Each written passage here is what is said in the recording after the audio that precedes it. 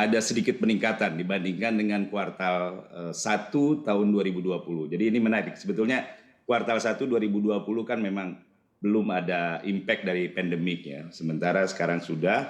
Tapi itu pun kita melihat mencatat satu kenaikan dari 20 triliun ke 23 triliun di kuartal 1 ini. Jadi ini menunjukkan memang sudah ada improvement lah, sudah ada perbaikan dari sisi tentunya confidence baik dari sisi emiten maupun dari sisi investor untuk penerbitan obligasi korporasi ini. Ya, kita harapkan ke depannya bisa lebih baik lagi sehingga mungkin outlook kita atau target kita di tahun ini sebesar 120 sampai 150 triliun penerbitan bisa tercapai. Baik. Lalu untuk minat korporasi merilis surat utang artinya ini juga turut bertambah seperti itu, Pak? Nah ini yang menarik, sebetulnya begini, kita sih melihat bahwa potensi penerbitan di tahun 2021 ini sebetulnya harusnya bagus sekali, baik sekali dalam sisi terkait dengan jumlah yang jatuh tempo ya di tahun 2021 ini yang jumlahnya mencapai 120 triliun. Nah ini tentunya potensi untuk si issuer melakukan refinancing dengan menerbitkan obligasi baru untuk melakukan refinancing atau pembayaran obligasi yang akan jatuh tempo.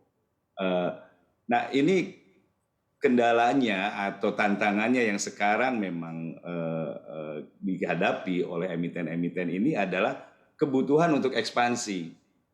Nah, kita melihat bahwa penerbitan yang dilakukan rencananya itu memang lebih banyak untuk melakukan refinancing, belum untuk ekspansi karena kondisinya kita tahu sendiri masih pertumbuhan ekonomi juga masih sedikit negatif ya. Kita lihat ke depannya. Jadi mungkin emiten-emiten ini minatnya untuk menerbitkan obligasi sebetulnya ada, tapi memang kita lihat tendensinya hanya untuk refinancing, bukan untuk ekspansi usaha. Belum lah. Kita lihat nanti mungkin di semester di kuartal 2 atau kuartal 3 apakah sudah ada yang melakukan penerbitan obligasi dengan tujuan untuk melakukan ekspansi usaha atau misalkan untuk menambah working capital karena bisnisnya bertumbuh. Baik, Pak Salyadi, sebesar apa sih resikonya kalau emiten-emiten ini ternyata melakukan penggalangan dana untuk refinancing, bukan untuk ekspansi?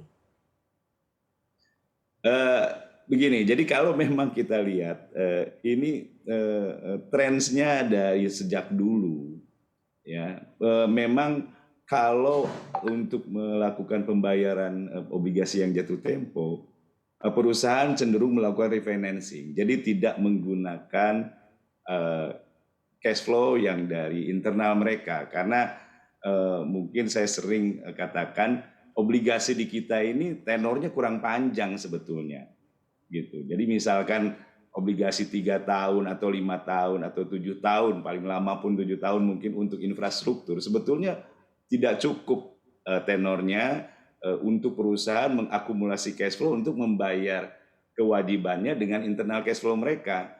Jadi apa yang mereka lakukan adalah melakukan issuance misalkan 5 tahun, padahal kebutuhannya 10 tahun, mereka akan refinancing untuk 2 kali penerbitan sehingga totalnya pas 10 tahun itulah mungkin yang mereka butuhkan sebetulnya tenornya untuk supaya betul-betul obligasinya itu dibayar atau dilunasi oleh internal cash flow mereka bukan dengan refinancing. Jadi dari segi resiko tentunya ada resiko refinancing, tapi kita lihat tergantung daripada kemampuan mereka untuk melakukan refinancing.